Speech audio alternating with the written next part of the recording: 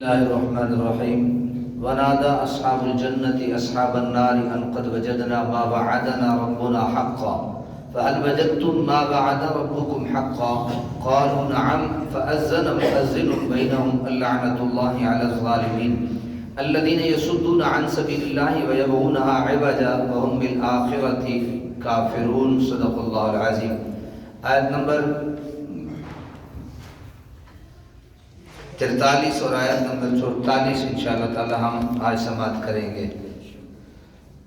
اللہ تعالیٰ ارشاد فرماتے ہیں، سورہ الاعراف ہے 8واں سپارہ ہے، فرمایا ونادا اصحاب الجنہ، آواز دے گے جنتی، کن کو؟ اصحاب النار، جہنمیوں کو. جنتی آواز دیں گے کن کو؟ جہنمیوں کو. کیا آواز دیں گے؟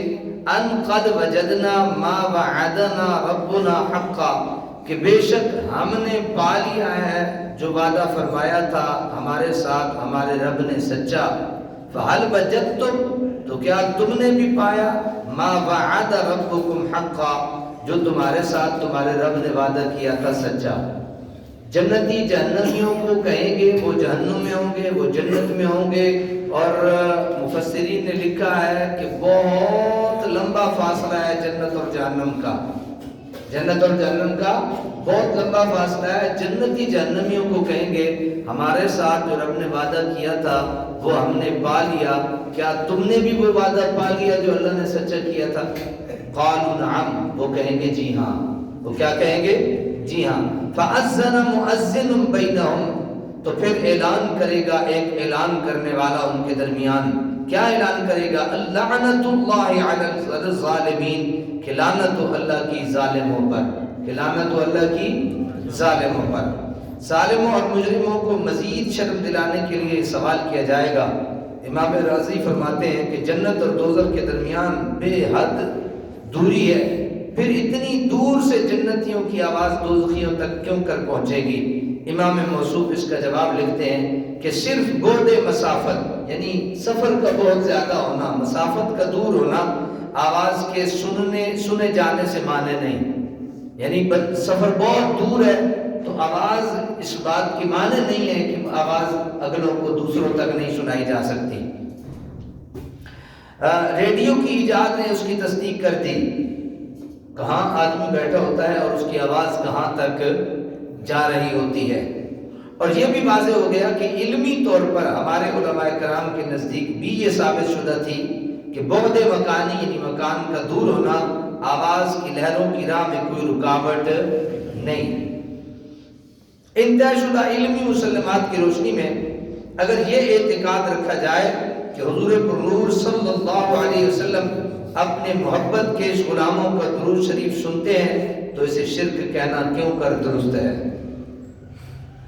ہم کہتے ہیں نا، ہمارا یہ عقیدہ ہے کہ ہم جہاں سے بھی اپنے آقا پہ درود پڑھے ہمارے آقا درود سنتے ہیں. یہ ہمارا عقیدہ ہے. تو فرمایا یہ جنت اور جہنم کا بہت دور دور تک فاصلہ ہے.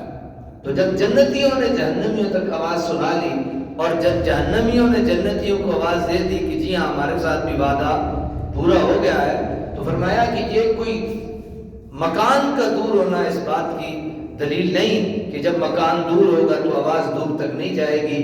اس کی ایک ظاہری مثال دی ریڈیو کی، ٹیلی ویژن وغیرہ کی، کہ کتنے دور ہوتے ہیں اور ان کی آواز لہروں کے ذریعے سے کتنی دور تک پہنچتی ہے. جب ہم ریڈیو ٹی وی کو مان رہے ہیں تو ہم یہ کیوں ماننے کے لیے تیار نہیں ہیں کہ ہمارے آقا صلی اللہ علیہ وسلم پہ جو شخص درود و سلام پڑھتا ہے ہمارے آقا اس کے درود و سلام کو سنتے ہیں.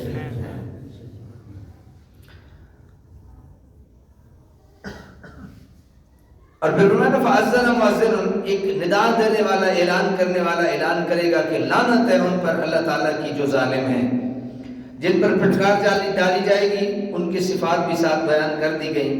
ایک تو یہ کہ وہ ظالم ہیں، اور ظلم سے مراد یہاں کفر و شرک ہے جیسا کہ سیاق کلام سے ظاہر ہے. دوسری یہ کہ وہ خود بھی دین حق قبول نہیں کرتے اور دوسروں کو بھی روکتے ہیں. تیسری یہ کہ دین حق کے دلائل میں شکوک و شبہات ڈال کر اسے ٹیڑھا اور غلط دکھانے کی سعی کرتے ہیں.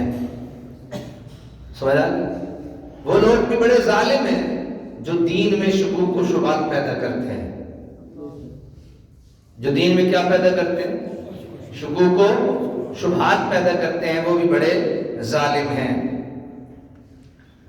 اور غلط دکھانے کی اسے سائی کرتے ہیں۔ چوتھی یہ کہ ان کا آخرت پر ایمان نہیں، اور جو شخص ان 4 گمراہیوں میں مبتلا ہو وہ اس بات کا مستحق ہے کہ اس پر پھٹکار ڈالی جائے۔ اس پر کیا ڈالی جائے؟ لعنت ڈالی جائے۔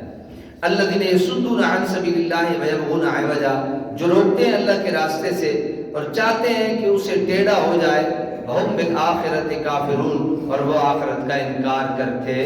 یہ آگے بیان کر دی نا۔ ایک تو ظالم کون ہے؟